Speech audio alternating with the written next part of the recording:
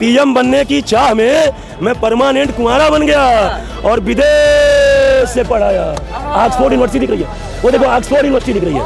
हाँ, कि पीएम बनने की चाह में मैं परमानेंट कुंवारा बन गया और विदेश से पढ़ाया, फिर भी ना जाने क्यों पप्पू बेचारा बन गया। कई जेल से काके सतेंदर कब यहाँ मोरे सरगना अंदर और चखना में चना का इंतजाम बा, चखना में चना का इंतजाम बा, अब पानी गिलास तो जेल का इनाम बा, लेके यहाँ वही से कैलेंडर। नमस्कार, मैं एकता चौथा खबर एक्सप्रेस न्यूज में आपका स्वागत है। मैं इस वक्त मौजूद हूँ दिल्ली के चांदनी चौक में और आगे जानते हैं दिल्ली की जनता से कि 2024 का नतीजा जो है इस बार क्या होने वाला है। जनता को क्या लग रहा है इस बार सरकार जो है वो किसकी आने वाली है? तो सर क्या कहेंगे इस बार सरकार किसकी आने वाली है? अब लोकतंत्र वा ये भारत में, अब लोकतंत्र वा ये भारत में सत्तान के युग पपौती है। अब लोकतंत्र वा ये भारत में सत्तान के युग पपौती है और जे संभाल न पावे विरासत के वो पुत्र न होके पनौती है, वो पुत्र न होके पनौती है।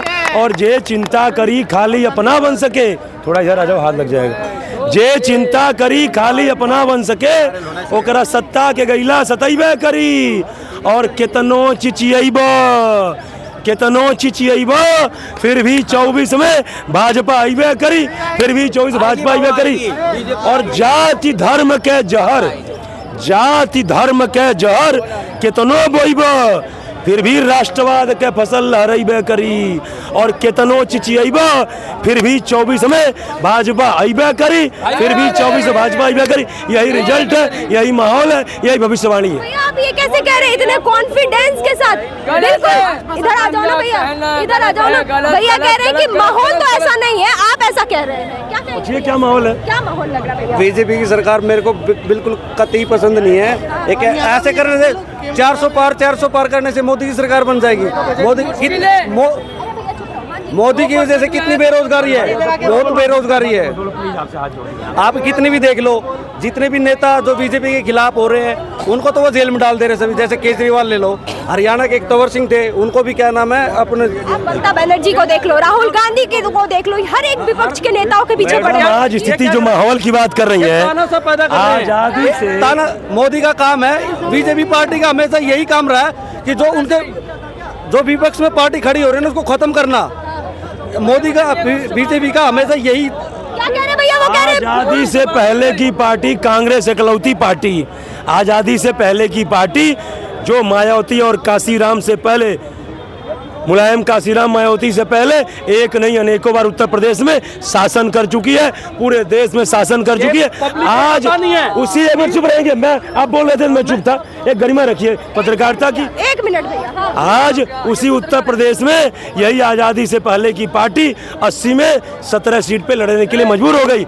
10 साल से निकली हुई केजरीवाल जी की पार्टी जो इन्हीं के खिलाफ आंदोलन करके इन्हीं के वोट बैंक को हासिल करके मुख्यमंत्री बने, आज केजरीवाल 4 पे लड़ रहे। इसी दिल्ली में कई बार शासन करने वाली पार्टी 3 सीट पे लड़ने के लिए मजबूर हो गई।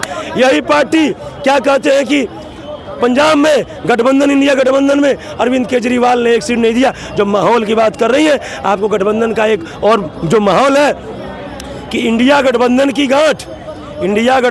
गांठ एक एक कर छूटती जा रही है और जनता के सामने अंतिम लाइन जनता के सामने इनके असलियत की पोल खुलती जा रही है। और पश्चिम बंगाल में दीदी ने नहीं दी राहुल को एक भी सीट, और वहीं जाकर यूपी में भी बबुआ ने थमाया 80 में 17 सीट। और वही थी जो अब तक नफरत, वो प्यार कहाँ से पा पाएंगी? और कितना भी कर लो, राहुल जी मोहब्बत की दुकान खोलने चले, कितना भी कर ले वो मोहब्बत की बात है, फिर भी 24 में भाजपा ही आएगी, फिर भी 24 भाजपा ही आएगी। लेकिन ये बात तो सच है, गठबंधन जो बना हुआ था उसमें से सारी पार्टी तो छूटते हुए नजर आ रही है। बिल्कुल बताइए। आज की डेट में कांग्रेस का इतना वजूद नहीं है जितना केजरीवाल का है। आज मोदी को टक्कर देने वाला सिर्फ केजरीवाल है। केजरीवाल तो अंदर है, वो तो अपने पॉलिटिकल प्रेशर से उसको अंदर जबरदस्ती कर रखा है। उनके सारे मंत्रियों पे केस चल रहे हैं। एक बात बताओ, जो मोदी के खिलाफ खड़ा हो रहा है, जो उसके ऊपर लेवल के आने की कोशिश कर रहा है, उसी को अंदर जेल में डाल रहे हैं। तो क्या उससे क्या होगा? भैया 9 बार समन भेजा गया, वो गए क्यों नहीं? इसमें क्या कहिएगा? किसने भेजा? सर गवर्नमेंट ने भेजा, ये सही कह रहे हो आप। 9 बार भेजा है, जाना चाहिए था ना? जाना चाहिए था। अब एक बात बताओ, इलेक्शन आएगा जब भी उठाने आएगा। 9 बार जब सम्मन गया, सम्मन भेजा गया था ना, वो गए क्यों नहीं है? यही बात कह रहा हूँ, जब उनसे वो उसको उठाना था या पुलिस की कस्टडी में लेना था, पहले लेना चाहिए। अब क्या इलेक्शन आ गया तो उस टाइम पे ले गए आप अंदर। भगत सिंह के फॉलोअर कहते हैं अपने आप को, ये कहते हैं भगत सिंह के फॉलोअर है, क्रांतिकारी हैं, डरने वालों में से नहीं है। वही भगत सिंह आजाद, राजगुरु सुखदेव, पंडित चंद्रशेखर आजाद, जब हमारा देश गुलाम था, अंग्रेजों की असेंबली में बम फेंकने का प्लान बना रहे थे, तो भगत सिंह ने कहा कि हम बम ऐसी जगह फेंकेंगे जिससे न तो किसी की क्षति होगी न किसी की हत्या। ये बात सुनकर के आजाद जी ने बोला हम भीड़ की भगदड़ में तब तो आसानी से भाग जाएंगे। भगत सिंह ने कहा हम भागेंगे नहीं, डट के गिरफ्तारी देंगे। उस समय तो भगत सिंह देश को आजाद कराने के लिए काम किए थे, कोई गुनाह नहीं किए थे, लेकिन संविधान में बम फेंकना अपराध है, इसलिए उन्होंने संविधान का सम्मान करते हुए अपनी गिरफ्तारी दिया। और तुम भगत सिंह के फॉलोअर कहते हो, और तुम को ईडी पूछताछ के लिए बुला रही थी और तुम तो पूछताछ के लिए नहीं गए। किस बात के भगत सिंह के फॉलोअर? अरे भगत सिंह के फॉलोअर तुम कहने छोड़ो, भगत सिंह के नाम लेने लगते नहीं हो केजरीवाल। और यही सत्य मनीष सिसोदिया जब गिरफ्तार हो रहे थे तो भगत सिंह जिंदाबाद का नारा लगा, और कुछ ऐसी भगत सिंह की आत्मा ने इनको ऐसा कुछ कोसा कि अरविंद केजरीवाल गए, कहीं आपको सुनने को मिला कि भगत सिंह का नारा लगा इनकी गिरफ्तारी पे? भगत सिंह का श्राप है, जो भगत सिंह के नाम का दुरुपयोग करके राजनीति कर रहा है, वो भगत सिंह का श्राप है कि अंदर गया। और अभी तो देखिए गिरफ्तार छोड़िए, और एक लाइन अभी मैं गया था, खत्म कर रहा हूँ मैं, अभी एक लाइन कि मैं जेल का जो माहौल है कि लोग सत्येंद्र जी, मनीष जी, सारे लोग है ना, कब आएंगे, कब गुफ्तगू होगा, तुमने हमको ठुसवा कैसे दिया? कह रहा हूँ कि भाई बैठ जेल से ताके सत्येंद्र, बैठ जेल से ताके सत्येंद्र, कब आई है मोरे सरगना अंदर, बैठ जेल से ताके सत्येंद्र, कब आई है मोरे सरगना अंदर। और चखना में चना का इंतजाम बा, चखना में चना का इंतजाम बा, अब पानी गिलास तो जेल का इनाम बा, लेके आई है वही से ब्लेंडर। देखिए सबको याद हो गई ये कविता हमारी कि लेके आई है कब सरगना, लेके आई है कब सरगना ब्लेंडर, बैठ जेल से ताके सत्येंद्र, कब आई है मोरे सरगना अंदर। और सत्येंद्र बैठे ढोलक पे, सत्येंद्र बैठे ढोलक पे, संजय बजावे झाल, सत्येंद्र बैठे ढोलक पे, संजय बजावे झाल, और माइक पकड़ के मनीष के कबई बा केजरीवाल, जोगीरा सारा रार, जोगीरा सारा रार। और सत्येंद्र गए, मनीष गए, पहले गए सत्येंद्र भाई, पहले गए सत्येंद्र भाई, और फिर गए मनीष राजा, अब पहले गए सत्येंद्र भाई, फिर गए मनीष राजा, और संजय भी घसीट गए, कुजलीवाल का बच गया बज, जोगीरा सारा रार, जोगीरा सारा रार। इस पे क्या कहेंगे मोदी जी? अभी जैसे कि भाई कहते हुए गए हैं कि मोदी जी जो है डरते हैं अपोजिशन से, कभी केजरीवाल को गिरफ्तार करते हैं, कभी ममता के पीछे ईडी लगाते हैं, तो कभी राहुल के पीछे ईडी लगाते हैं। तो आपको क्या लग रहा है कि वाकई में मोदी जी डरते हैं? अरे ये तो लोग 19 के चुनाव में भी यही बात बोले थे कि मोदी जी डरते हैं, मोदी जी डरते हैं। मोदी जी ने देश के साथ जब राहुल गांधी जी कह रहे हैं, एक कांग्रेस ने तो कभी भाजपा का समर्थन नहीं किया, कांग्रेस ने तो भाजपा की हर नीतियों, हर फैसले का विरोध किया।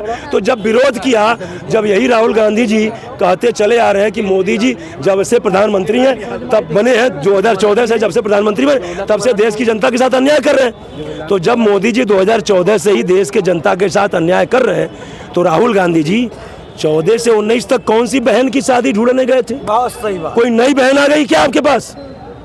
दूसरी बात, प्रियंका चोपड़ा 14 से 19 छोड़ो, 19 से 23 तक कौन सी बेटी को पढ़ा रहे थे आप? कौन सी वाली बेटी?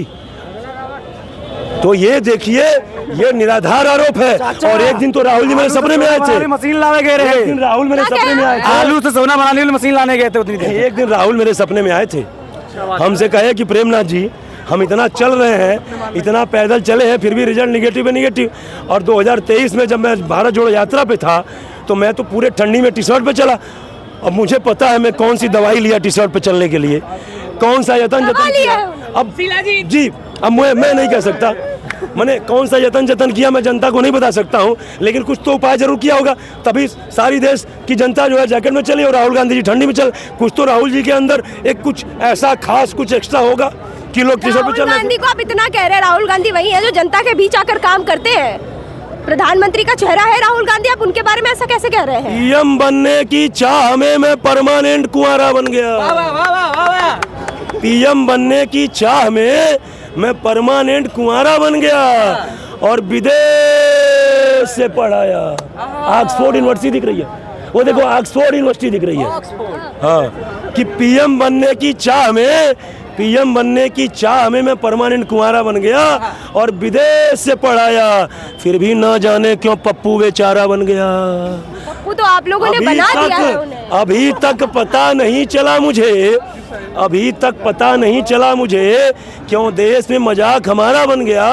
और ऐसी क्या खता हुई थी मुझसे, ऐसी क्या खता हुई थी मुझसे कि मैं बस फिरोज का ही पोता बन रह गया, मैं बस फिरोज का ही पोता बन रह गया। और दादी ने तो की ही थी गलती, दादी ने तो की ही थी गलती। मेरा पिता भी इटालियन का चहेता बन गया, मेरा पिता भी इटालियन का चहेता बन गया, मेरा पिता भी इटालियन का चहेता बन गया। राहुल जी ने कहा काश हमारी दादी जी और हमारी पिताजी, हमारी दादी जी और हमारे पिताजी ने सनातन संस्कृति का सम्मान किया होता, सनातनी परंपरा का निर्वहन किया होता, तो आज ये भारत देश के सनातनी मैं जिधर जा रहा हूँ हमको दुत्कारते नहीं कि राहुल भागो, तुम्हारा हमारे लिए कोई काम नहीं है। I know need you Rahul, I know need you Rahul, मुझे आपकी कोई जरूरत नहीं है। थोड़ा सा तो क्या कहेंगे आप, मोदी जी डरते हैं क्या किससे? केजरीवाल जी से। मोदी जी डरते तो केजरीवाल जेल में काहे रहते हैं? केजरीवाल बोल रहे हैं ना कि वो डर गए हैं तो जेल में उनको डलवा दिया है। नहीं, अब देखिए, अब डरना और जेल जाना इसका कोई रिलेशन ही नहीं है। घोटाला करोगे जेल जाओगे। साफ सबूत क्यों नहीं मिला है, कोई सबूत क्यों नहीं दिया है अभी तक केजरीवाल के खिलाफ? सबूत नहीं दिया, ऐसे ही गिरफ्तारी होगी दिल्ली की चीफ मिनिस्टर की। सुप्रीम कोर्ट के बेंच को पहले बंद कमरे में सबूत दिखाया जाके ईडी, तब उन्होंने कहा कि आप गिरफ्तार कर सकते हैं, आप जाके, मैं कोई कोर्ट नहीं रोकेगा आपको, तब गिरफ्तारी हुई उनकी। लेकिन केजरीवाल का जो है वो दिन बढ़ाया ही जा रहा है, पहले 9 दिन था, 10 दिन हो रहा है, 11 दिन हो रहा है, तो क्या लग रहा है? ये जांच चल रही है ना, अब ईडी उनसे जांच पूछताछ कर रही है। अब धीरे धीरे एक एक धागा खोल, सुई धागा से कपड़ा सिलते हैं तो एक ही बार सिल जाता है, धीरे धीरे सिलना पड़ता है उसको। तो अभी सिलाई चल रहा है और जिस दिन सिलाई कंप्लीट हो जाएगा उस दिन कोर्ट में सबूत पेश होगा और उस दिन सजा का ऐलान हो जाएगा, बात खत्म। अगर दोषी होंगे तो कोर्ट सजा देगी, निर्दोष होंगे दोबारा बाहर आके, जैसा वो कहते थे कि आरोप लगा इस्तीफा दीजिए, साफ सुथरा होके पदभार संभाल लीजिए, वैसे ही अगर निर्दोष होंगे बाहर आएंगे, बहुमत में है, फिर से अपना पदभार संभालेंगे। दिल्ली में सरकार अभी कौन चलाएगा फिर? जेल से केजरीवाल सरकार चलाएंगे? जेल से माफिया अपना बागडोर संभालता है। जेल से अगर राजनीति का कोई व्यक्ति, कोई मुख्यमंत्री अगर सरकार चलाता है तो हमारे लोकतंत्र के लिए बिल्कुल अच्छी बात नहीं है। उनको बहुमत में अभी है ना, उनको कोई चेहरा देख लेना चाहिए, बना देना चाहिए किसी को मुख्यमंत्री। जो आतिशी हैं, जो जल मंत्री हैं, वो काफी अभी बढ़ चढ़कर सामने आते हुए नजर आ रही है, तो क्या पता क्या मुख्यमंत्री का चेहरा आतिशी बनेंगी? नहीं, आतिशी मुख्यमंत्री का चेहरा नहीं हो सकती आम आदमी पार्टी का। अगर मुख्यमंत्री का चेहरा आम आदमी पार्टी में अभी कोई है, अगर केजरीवाल को बनाए, सौरभ भारद्वाज को दे दीजिए ना, संभालने के लिए दे दीजिए, बहुमत में है। आप आइएगा, चुनाव होने वाला है, हो जाएगा दिल्ली में भी चुनाव। एक आखिरी सवाल बता दीजिए, 2024 में क्या लग रहा है? 2024 का नतीजा क्या? कुछ 65 दिन हो रह गया है चुनाव का, क्या लग रहा है? देखिए 2024 का क्या नतीजा होने वाला है, इसका फैसला इलेक्शन कमीशन करेगी। चुनाव की गिनती जिस दिन होगी 4 तारीख के बाद फैसला होगा कि क्या होने वाला है। लेकिन एक आखिरी शब्द यही कहेंगे कि जो भी फैसला करेगी जनता, जो कटघरा होता है जहां स्याही लगाते हैं वो ईवीएम का बटन दबाने के बाद, तो जनता वहीं फैसला कर देगी कि 24 में क्या होने वाला है। बाकी तो आलोचनाएं और औपचारिकता रह 24 में बीजेपी जीतती है तो अपोजिशन तो वापस से यही कहेगा कि ईवीएम के बल पर जीती है बीजेपी। तो क्या लग रहा है, ईवीएम के बल पे एक बार और जीतेगी क्या बीजेपी? 2004 में बैन कर देना चाहिए था, 2009 में बैन कर देना चाहिए था, बात खत्म। ईवीएम हैक हुआ है या नहीं, एक बार बता दीजिए अपोजिशन को। देखिए ईवीएम हैक की बात है, सुप्रीम कोर्ट ने कई बार कहा, इलेक्शन कमीशन ने कहा कि जिनको लगता है कि ईवीएम हैक हो सकता है आप कर सकते हैं, तो सुप्रीम कोर्ट में मेरे साथ चलिए, हैक कीजिए, और अगर आप सच में हैक करने में कामयाब रहेंगे तो बैलेट पेपर से चुनाव करवा लिया जाएगा। तो जैसा कि आपने देखा, जहाँ एक तरफ अपोजिशन ये कहते हुए नजर आ रही है कि ईवीएम जो है वो हैक हो गया है, तो वही दूसरी तरफ ये कहते हुए नजर आ रही है सरकार, इस बार जो सरकार है वो बदलते हुए नजर आएगी। तो आपकी क्या राय है वो हमें कमेंट बॉक्स में जरूर बताएं। वीडियो को लाइक करें और चैनल को सब्सक्राइब करना बिल्कुल ना भूलें।